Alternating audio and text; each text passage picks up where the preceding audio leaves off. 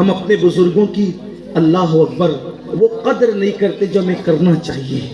انہوں نے دین کی جو خدمت کی، اس کے لیے جو مشکلیں اٹھائی، مصیبتیں اٹھائی، اس پہ ہماری کوئی توجہ نہیں.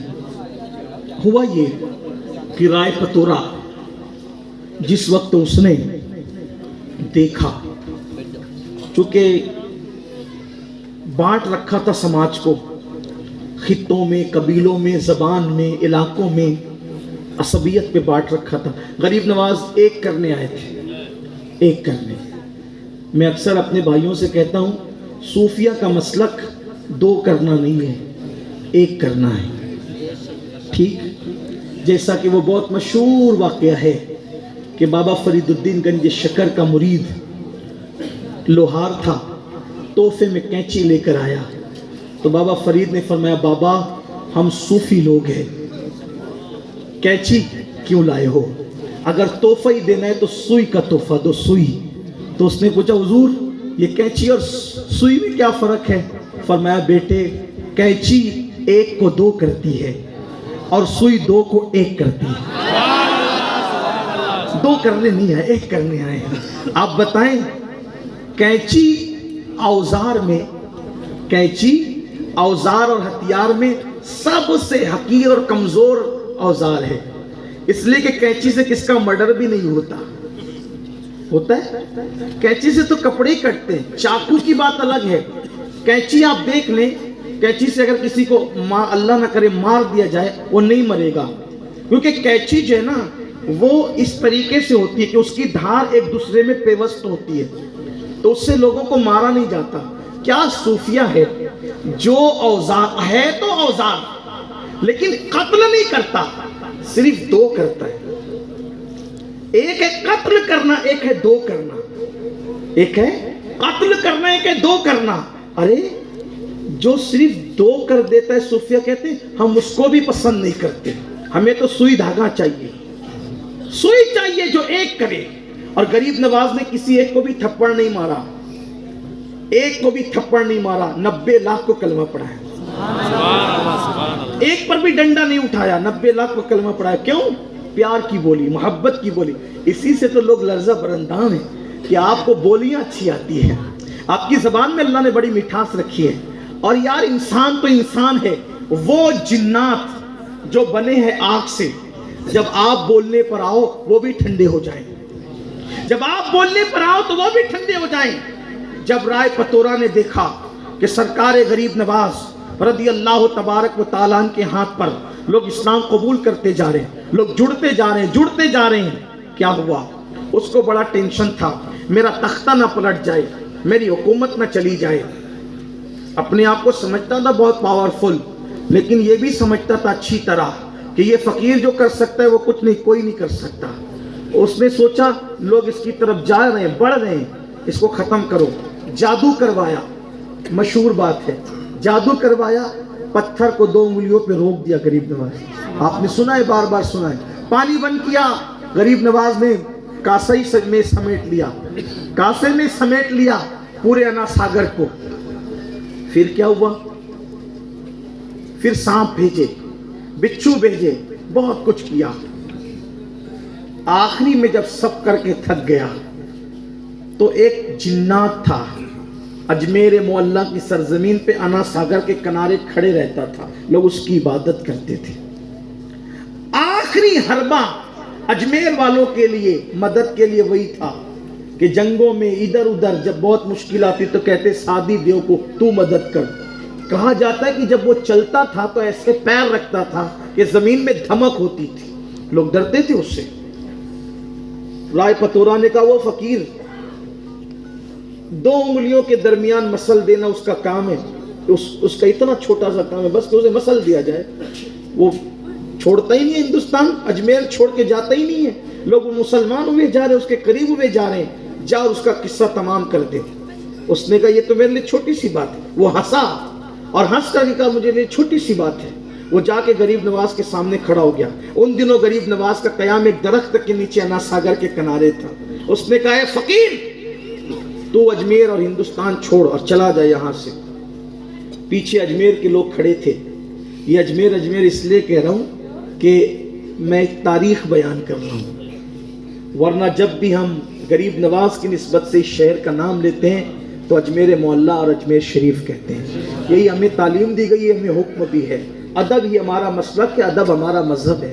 تو اس نے کہا کہ آپ اجمیر چھوڑ دیں، کیونکہ اس کی بات نقل ہو رہی ہے. اس نے جو کہا وہی کہوں گا، ورنہ اگر وہ یہ کہوں گا اجمیر شریف تو کہا اس نے کب کہہ دیا تھا اجمیر شریف. یہ بھی تو مسائل ہیں، یہ بھی مسئلہ ہے نا. تو اس لیے اس نے کہا چھوڑ دیں آپ اجمیر، ہندوستان چھوڑ دیں آپ. غریب نواز نے فرمایا میں ایسے چھوڑنے کا نہیں، ہندوستان ایسے چھوڑ کے نہیں جاؤں گا کیونکہ خود نہیں آیا. ہندوستان اگر ہندوستان چھڑوانے کا خواب ہے، شادی دیو او شادی دیو. اگر تو چاہتا ہے کہ ہندوستان سے ہمیں نکالے تو غریب نواز کا جواب ہے میں خود نہیں آیا، مجھے مدینے کی سرکار نے بھیجا ہے. ایسے نہیں جاؤں گا، نہیں جاؤں گا ایسے، بلکہ مر کے بھی نہیں جاؤں گا. ہاں، مر کے بھی کوئی نہیں لے جا سکتا ہمیں. کیوں؟ اس لیے کہ یہ ہندوستان کا سینہ ہمارے لیے قدرت نے مخصوص کر دیا.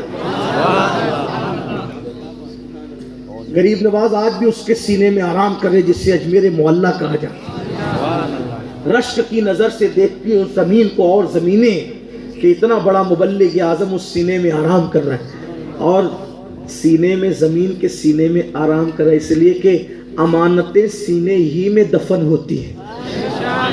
امانتیں سینوں میں دفن ہوتی ہے. ہم گھسپیٹیے لوگ نہیں ہیں. ہندوستان میں امانت ہے ہندوستان کی، ہم ہندوستان کی امانت ہیں، ہم نے دفن اس میں ہونا ہے.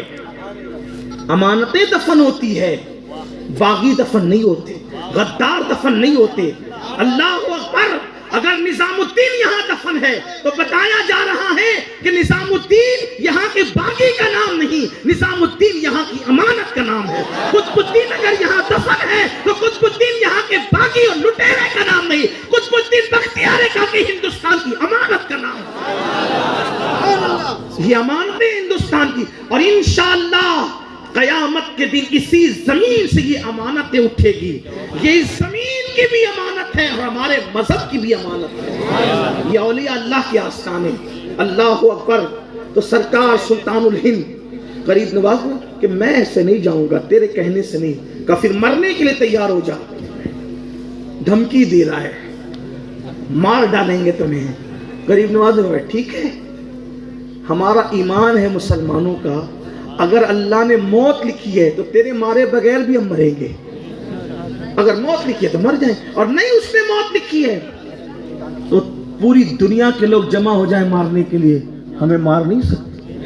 زندگی اور موت کا فلسفہ یہی ہے. پوری دنیا کسی کو مارنے کے لیے جمع ہو جائیں اور اللہ نے موت نہیں لکھی ہے، نہیں مار سکتے. تاریخ بھری پڑی ہے، تاریخ. نمرود مارنا چاہتا تھا ابراہیم علیہ السلام کو، پوری نمرودی پارٹی جمع تھی، آگ میں ڈال دیا، مار سکے. فرعون مارنا چاہتا تھا موسیٰ علیہ السلام کو، اللہ نے اس کے گھر میں پرورش کروائی. دیکھو تو صحیح. لیکن کوئی بنے تو صحیح مسلمان، کوئی آئے تو صحیح اسلام کی طرف، کوئی آئے تو صحیح قرآن کی طرف، کوئی آئے تو صحیح مذہب کی طرف، کوئی آئے تو صحیح مسلک کی طرف. اللہ اکبر. وہ یقین پختہ کرو. جس دن مسلمانوں اپنا یقین اللہ پر پختہ ہو گیا اس دن مارنے والے پالنے پر مجبور ہوں گے، لیکن ہمیں اپنا یقین پختہ کرنا ہوگا. سرکار غریب نواز نے فرمایا تو نہیں مار سکتا مجھے، میرے اللہ نے اگر میری موت نہیں لکھی تو تو نہیں مار سکتا مجھے. اور پھر آپ نے اس پر ایک حملہ خود کیا. فرمایا کیوں نقصان اٹھاتا ہے، نقصان کیوں اٹھاتا ہے؟ تو بھی کلمہ پڑھ مسلمان ہو، فائدے میں رہے گا، تیری مراد پوری ہوگی، تیری تمنا پوری ہوگی. پیچھے لوگ کھڑے تھے. اب اگر جو لوگوں کا خدا بن کے کھڑا ہو اور کوئی اس کو کہے کہ تیری بھی مراد پوری ہوگی، جو لوگوں کی مرادیں جو ہے وہ باتیں کرتا ہے پوری کرنے کی، اگر اس کی مراد کی بات کی جائے تو اس کو شرمندگی نہیں ہوگی. اس نے کہا میری کیا مراد ہو سکتی ہے؟ فرمایا بتاؤں،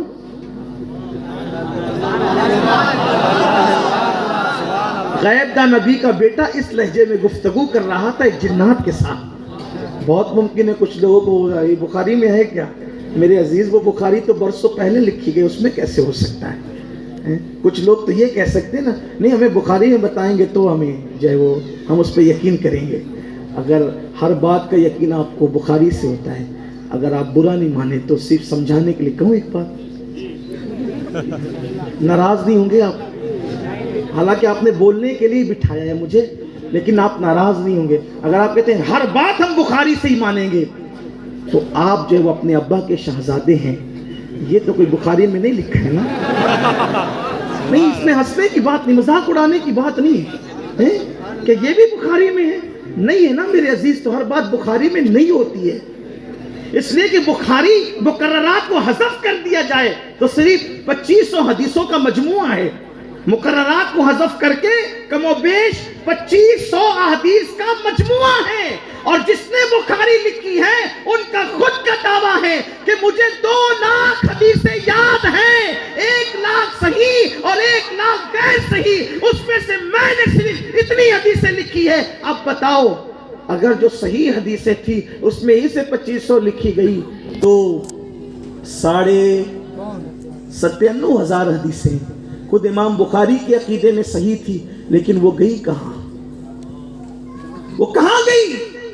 اگر آپ بخاری، مسلم، ترمذی اور ابن ماجہ پر ہی اسلام کو مقید کر دیں گے تو پھر میں آپ سے سوال کروں گا کہ آپ نے بخاری کا کلمہ پڑھا ہے یا محمد الرسول اللہ کا کلمہ پڑھا ہے؟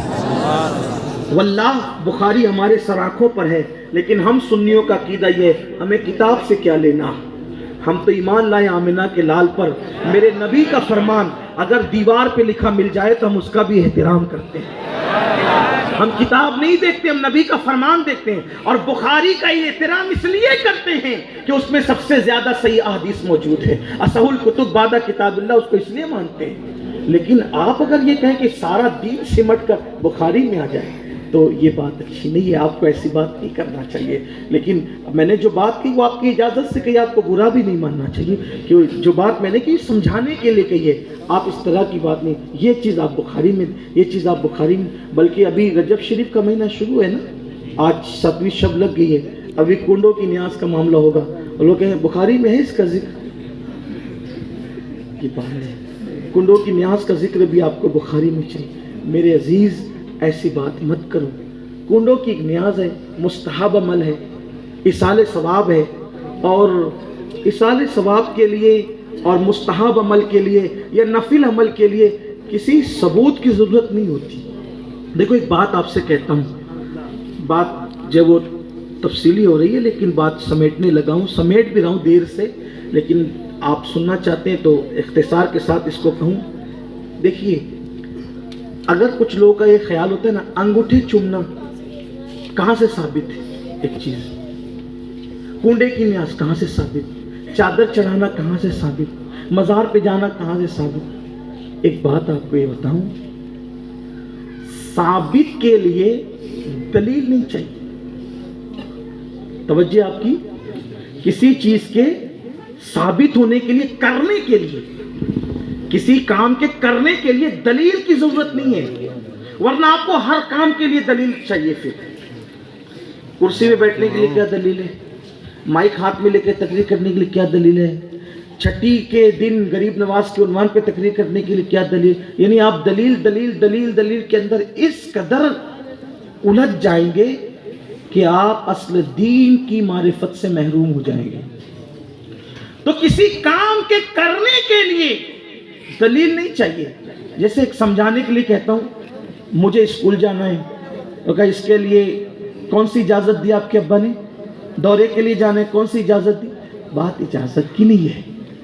دین یہ کہتا ہے کسی کام کرنے کے لیے دلیل نہیں چاہیے، اجازت نہیں چاہیے.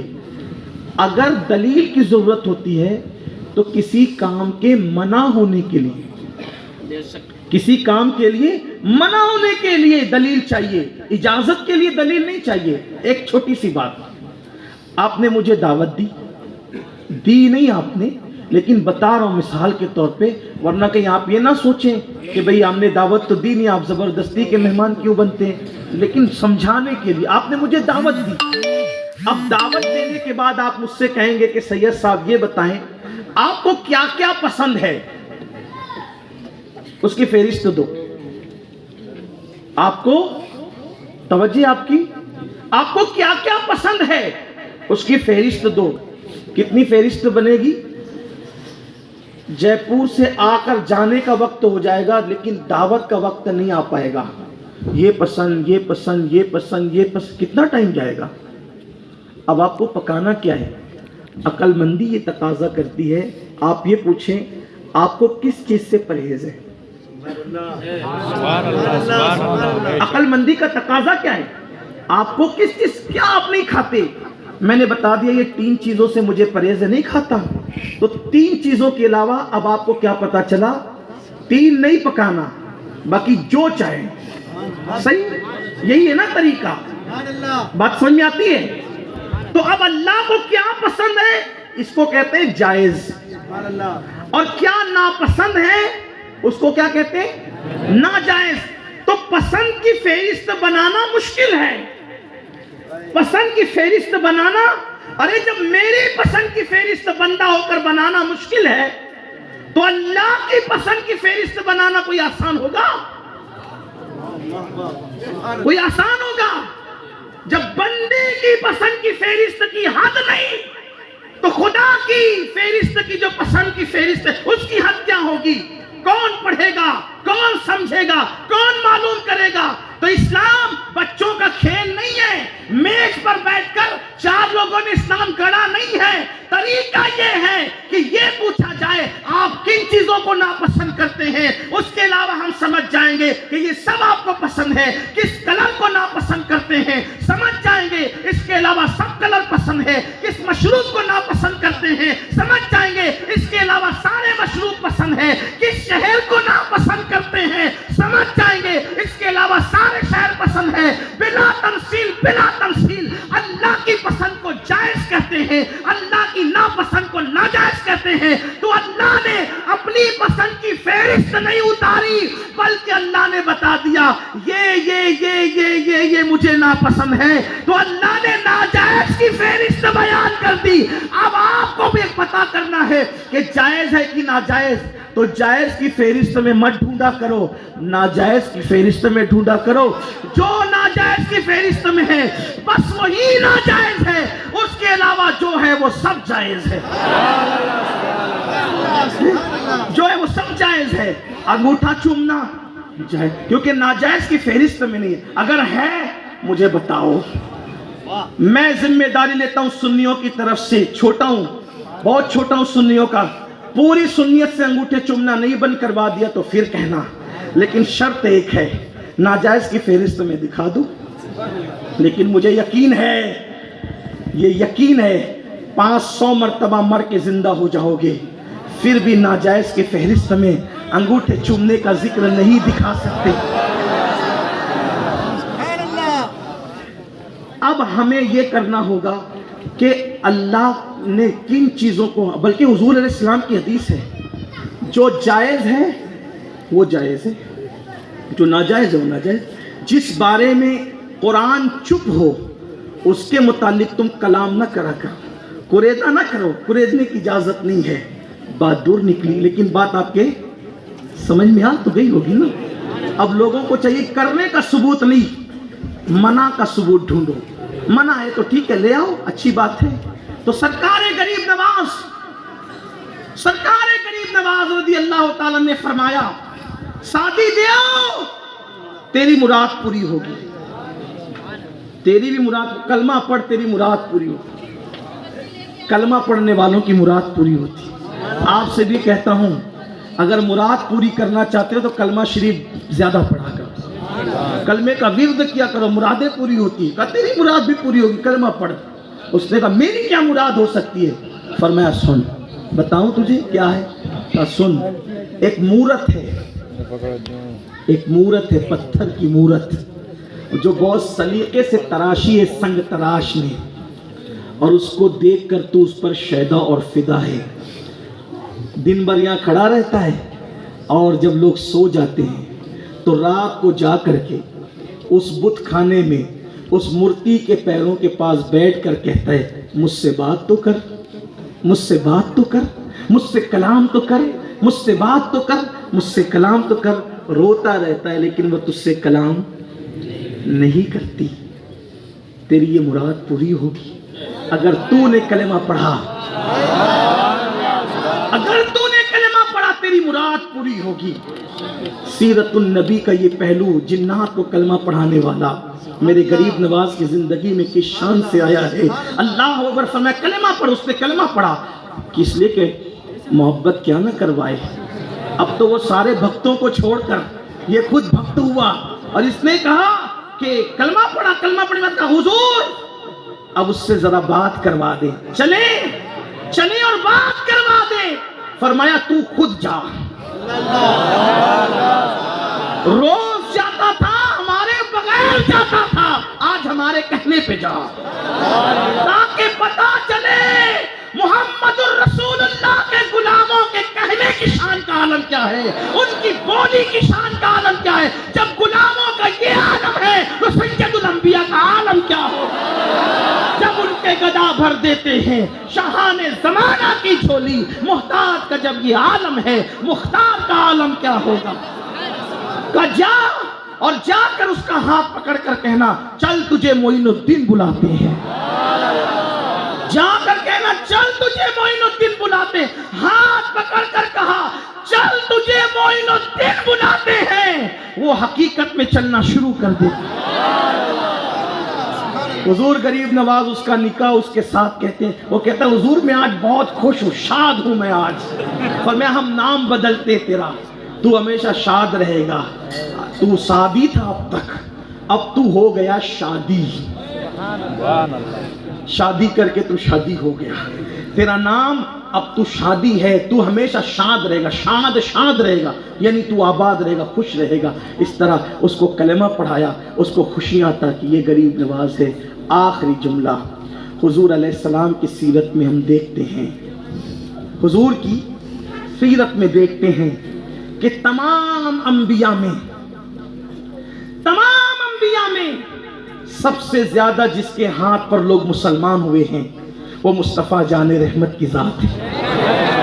तमाम अंबिया में सबसे ज्यादा जिसके हाथ में लोग मुसलमान हुए हैं वो मुस्तफ़ा जाने रहमत की जात है। तमाम औलिया में सबसे ज्यादा जिसके हाथ पे लोगों ने कलमा पढ़ा है वो मेरे ख्वाजा हिंदुस्तान के राजा सरकार गरीब नवाज के साथ है। उनके हाथ पर लाखों लोगों ने इस्लाम कबूल किया और आज हिंद की सरजमीन उन्हीं की बरकतों से शाद आबाद नज़र आ रही है। अल्लाह हमें अपने बुजुर्गों के नुक़ूश पा पर कायम रखें, उनके नक्श कदम पर चलने की तौफीक अता फरमाएं। बुजुर्गों के नक्श कदम पर हमारा अकीदा भी रखे, हमारा अमल भी रखे। तेरे ग़ुलामों का नक्शे कदम है राह खुदा, वो क्या बहक सके जो ये सुराग लेके चले। गुफ्तगू के दरमियान अगर कोई गलती हो तो अल्लाह ताला माफ़ फरमाए। अस्तगफिरुल्लाह रब्बी मिन कुल्लि ज़म्बि व अतूबु इलैह। जयपुर वालों से मेरी गुजारिश है कि माशाअल्लाह एक तवील अरसे से सुन्नी दावत इस्लामी आपके शहर में सुन्नियत का दीन का काम उलमा की सरपरस्ती में अंजाम दे रही है। सुन्नी दावत इस्लामी से जुड़े हफ्तावारी इज्तिमा पहाड़गंज की मस्जिद में सुन्नी सेंटर में मुनक्किद होता है, आप उसमें भी शिरकत फरमाएं और जहाँ जहाँ आपको आवाज़ दी जाए आप वहाँ ज़रूर तशरीफ़ लाएं। अल्लाह ताला इसका बेहतर सिला